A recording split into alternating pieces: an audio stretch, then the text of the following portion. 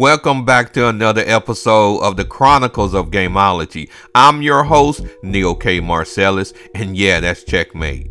In the final touches in making it a reality on Not Being Average, a practitioner have fully embraced the sting of competition and steps confidently onto the playing field, the competitive chessboard of life.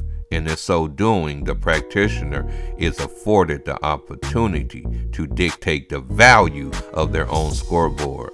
But, and you know there always a but before the individual can lace up their cleats, they are confronted with two uncomfortable decisions. The decision to oppose discipline upon themselves, or the decision which will result in them wallowing in an uncomfortable condition brought about and made possible because of regret. Here's the issue. The difference in the grand scheme of things is that discipline comes packaged in ounces, whereas regret is packaged, it's weighed in tons. This uncomfortable truth leads me to what a seasoned OG once told me before, and as it pertains to a man removing the garment and straitjacket that makes him mediocre and just average. But this uncomfortable truth of deciding between discipline and regret, one of his memos and commentaries speaks to a recommendation, and this recommendation puts a man on guard against being negligent and indecisive when it says, if he doesn't legitimately address the person and wound of an issue he has experienced in life, then he would end up bleeding all over everyone else. So having a cloudy perspective of just being totally clueless about the gravity and impact that these 6 types of feminine prototypes have upon a man's psyche and his overall success and failure is the topic of this episode. You see, squares view the male and female relationship dynamic like it's a piece of machinery, something robotic. But in this street philosophy called game and its unwritten playbook, and oh, by the way, FYI, for clarity, when I say street philosophy, what I'm implying is that this craft, it comes from street knowledge, and street knowledge is being shrewdly aware of how to survive and be successful in any situation as a result of striving and succeeding in a no-nonsense environment like the streets. So when I refer to this game as a street philosophy, don't take this to mean anything grimy or nefarious, but I digress. Like I was saying, squares treat the male and female relationship dynamic very mechanically, which translates into a one-dimensional mentality, whereas this street philosophy, which embodies the knowledge of the unwritten playbook, but it teaches a man that the male and female relationship dynamic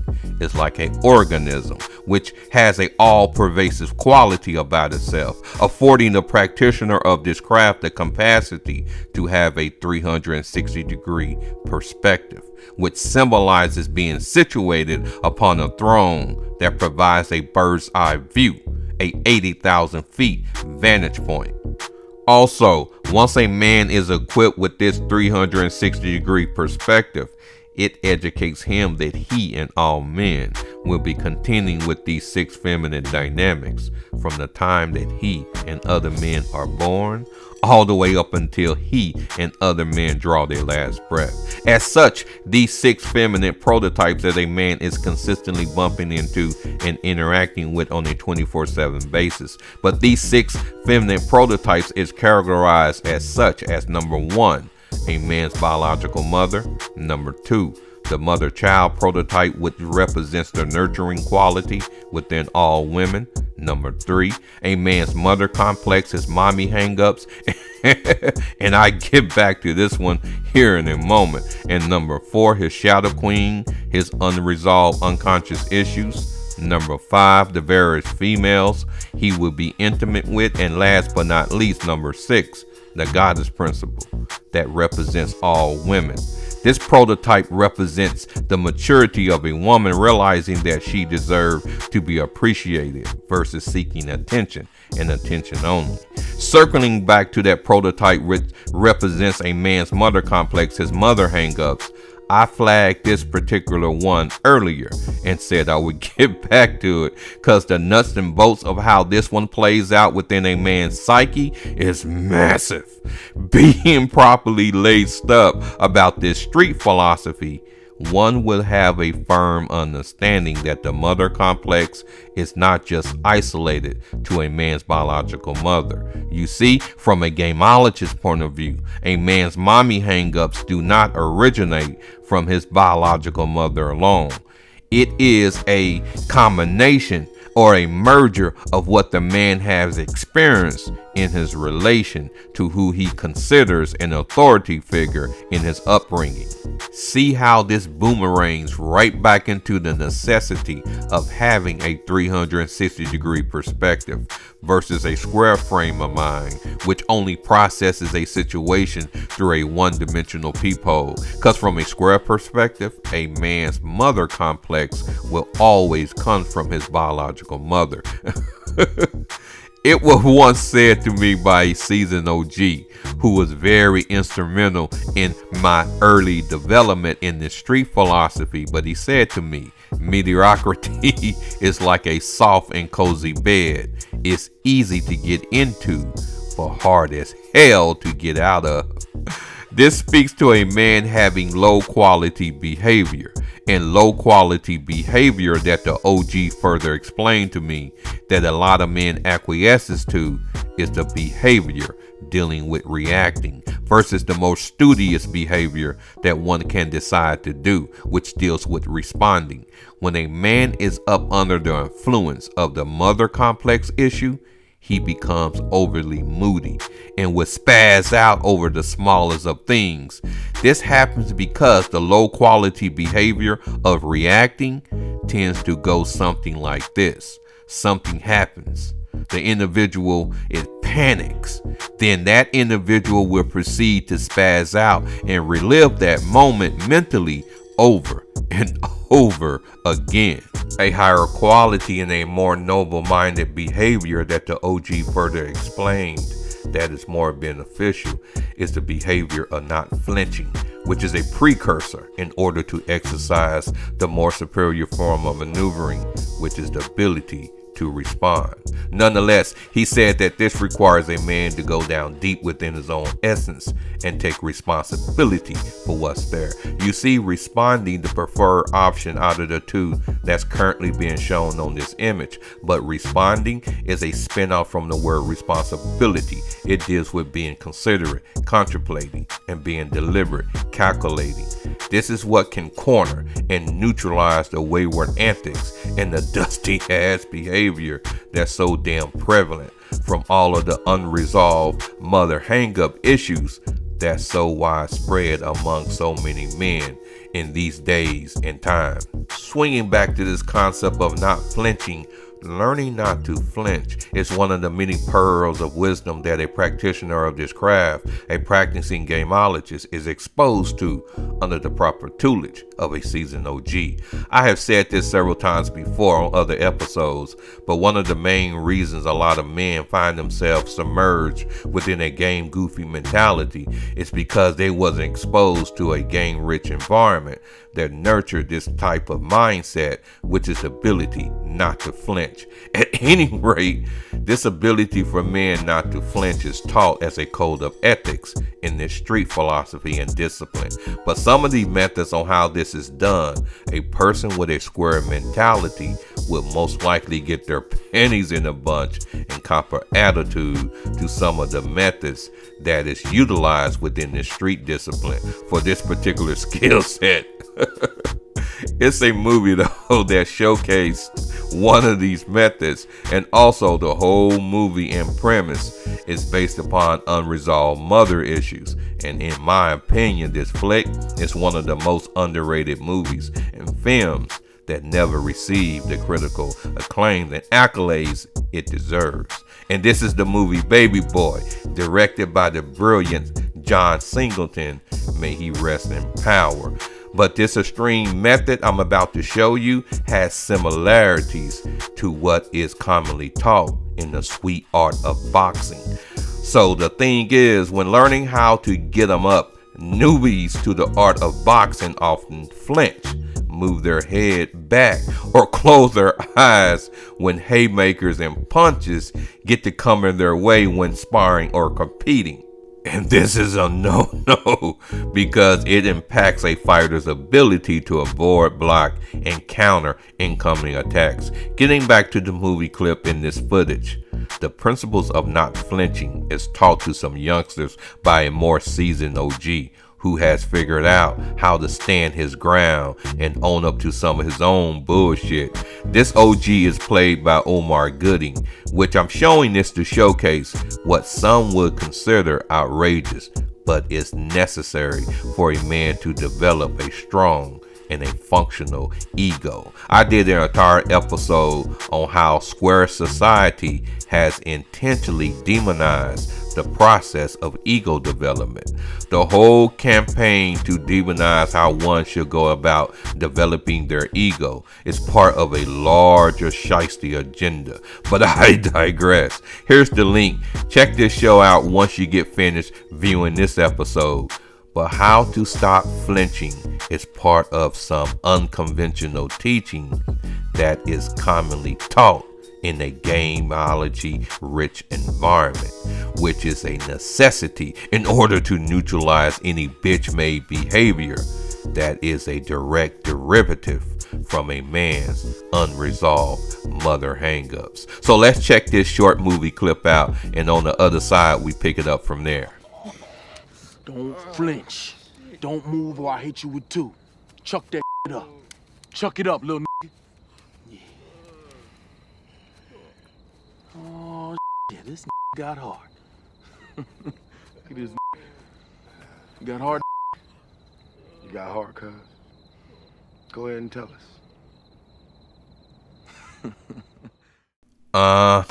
What you just saw is the exact opposite of what is propagated and promoted within square societal standards. As for men developing a strong character, and I'm definitely not advocating that this should be your only go-to method in order to learn how not to flinch. But some of you might even categorize what you just saw as some form of chastisement, or the young brother was getting bullied. And that also would be a miscategorization as well, because under the surface, this method on how not to flinch that you just got through witnessing is an advanced form of thought engineering on how to weather the storm and toughen up so one can handle touchy situations more favorably.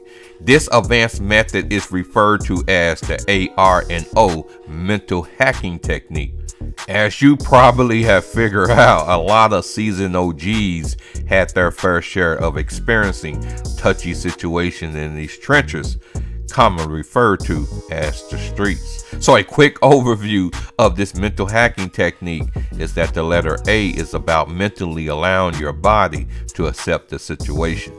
And then the letter R is about recognizing the juice, or the fight or flight response machinery, to run its course. And the final letter, the letter O, is about having the right kind of self-identity to override and use this juice to your advantage. Now, the lingering question that still needs to be answered is what overreaching fly in the ointment, hiccup, and roadblocks that's lurking in the shadows that is preventing a man from implementing totally this ability on how not to flinch, which is used and is taught within this street philosophy and discipline to neutralize a man's moodiness, which is a direct consequence of unresolved mother hangups and issues, which if not brought under control, robs him of succeeding in multiple other areas that he aims for when getting after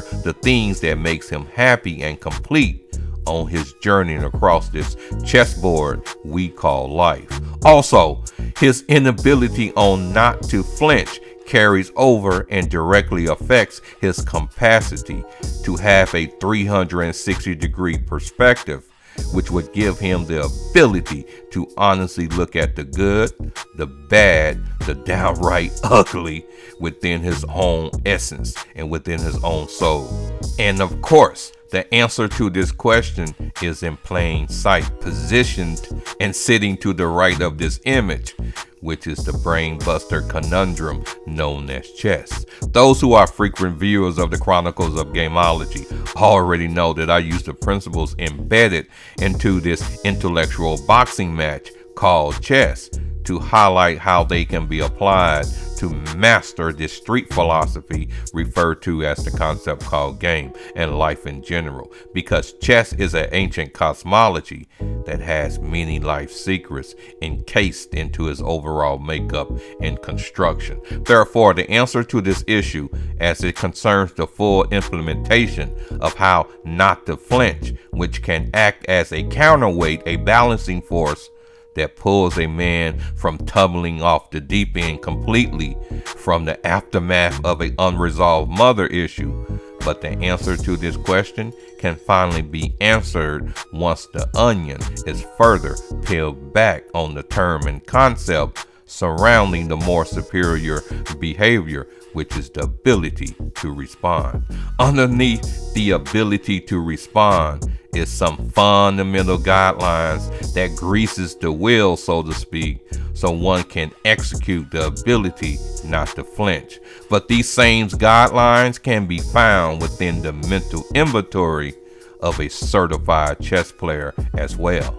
Because you see, there is the game of chess, and then there is a qualified chess player who sits above the chessboard. The mental dexterity that provides a man the brains, in the matter of speaking, to respond versus being reactionary. But this mental dexterity grants him the know-how to create space between a situation and his next move or not. When this space is created, it gives him the mental thickness to allow hasty emotions some room to breathe, providing him the time to better understand what is happening. See how this points back to having a 360-degree perspective, but this added resource allows him to make a more decisive and a more beneficial move that plays to his benefit. In chess, the mental inventory that a qualified chess player pulls from to showcase what I just got through describing is referred to as spatial intelligence, which is responsible for object or pattern recognition and their correspondence. But because of a lot of men have been indoctrinated with a boatload of propaganda from pseudo-machismoism pushed thoroughly by squares, then this key component that makes all of this work is nowhere to be found, which results into an individual who tries to execute the mental dexterity that gives them the ability on how not to flinch. A no-go, non and void, out of order, and just shit out of luck. So they will be forever shackled and in custody of this unforgiving moodiness that will dog them relentlessly because of an unresolved mother issue. And this key component that I just called to your attention, but this key component is one of the most powerful analyzing tools embedded into a man's mental inventory, his intellectual arsenal that he had within his reach. And this key component is the power that comes from a man properly utilizing the agency of his slant, his feelings, his emotional fervor.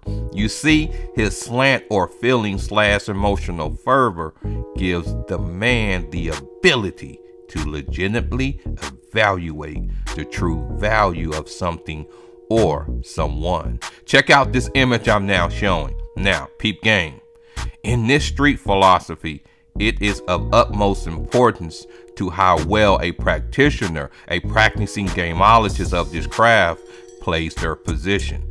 And a large part of playing one's position is understanding one's orientation. And one's orientation is influenced and greatly impacted by three different but crucial fundamental points of references. Going back to this image, starting from the left. First point of reference that greatly impacts a individual's feelings is their emotional fervor that is pushed out externally. Second point of reference which greatly impacts one's feelings is the emotional fervor that one takes in and receives internally. And third and final point of reference is one's feelings, their emotional fervor that makes up one's core, their notion, their self-concept. Now, to give you an indisputable receipt, a video showcasing, one can say, a green light, the thumbs up, as it were, that one can use to counter the silliness pushed by squares and their pseudo machismoism that advocates if a man shows his feelings, his emotional fervor, then this is some type of weakness or something. But this wackadoodle type of square logic doesn't apply to this street philosophy referred to as the concept called game. And to reinforce my point, this video I'm about to show is of a grand master of this art, of this craft, describing the use of this key component that I've been mentioning, which is one's slant, one's feelings, their emotional fervor. But also listen and watch how this grand master draws a line in the sand, a boundary, and firmly stands by it, highlighting the importance of understanding what makes up one's core, one's notion, their self-concept that I just got through mentioning as well. So let's check out this short clip and we will pick it up on the other side. I've had a lot of loss and a lot of pain. I know what this shit feel like. And still it's not worth me compromising who I am. I'm gonna have to have some more if the bitch try to challenge me. I remember telling my little broad, my little Hawaiian broad, you know. I told you when the broad had left and shit. It was like, you know, because the broad is gonna try you. They gonna try you. That's just a part of it. So it was like, you know, I told the broad, I said, listen, bitch, I know what you want. You want me to miss you. Bitch, I miss you. You want me to miss your money. Bitch, I miss your money. Bitch, you want me to miss our intimacy together. Bitch, I miss all that shit. Bitch, you can have all that. I'm not trying to act like, bitch, you ain't nothing special to me. Bitch, you everything to me. I care for you. I love your punk ass, right? But, bitch, there's something that you asking me for that I wouldn't even know how to give you, and that's my manhood. I can't give that to you. Bitch, I don't even know how to give that to you. You can have all that other shit. Oh, I love you, miss you, your money. Yeah, you got all that shit. Ain't no front, miss you, all that. Yeah, you got all that. But, bitch, about my manhood, yeah, bitch, you can never have it. It is said in times where foolishness is abundant and have firmly staked its claim, and is considered the norm, telling the truth is a revolutionary act. And definitely what was just said in that video would constitute and be looked at as going against the grain as to what is propagated and pushed by the abundance of individual sipping from the Kool-Aid of pseudo machismoism.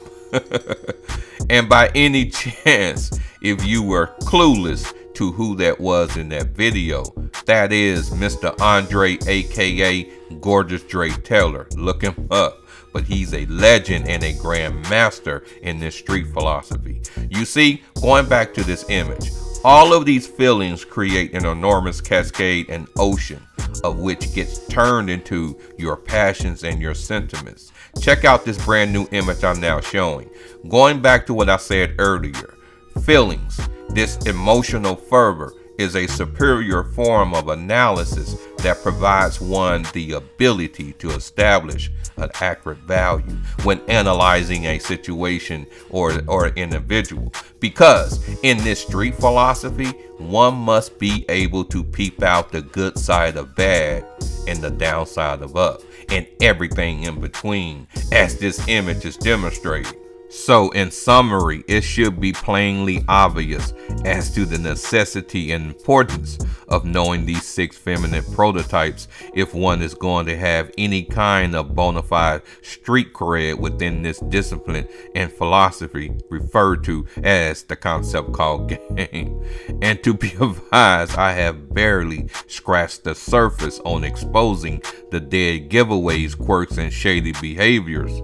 brought about from a man's unresolved mother issues, but understand that the outbreak and widespread upsurge in today's society of the fuckboy syndrome has a direct correlation to what I just got through divulging and bringing you up to speed on. And this is exactly why the bar must be raised as to a man striving to attain a 360-degree perspective and fully developing and utilizing his emotional fervor, his slant. Because when the preferable is not available, the available becomes the preferable. And that's definitely not the best option. Now that's checkmate. Thanks for watching. We'll definitely catch you on the next episode.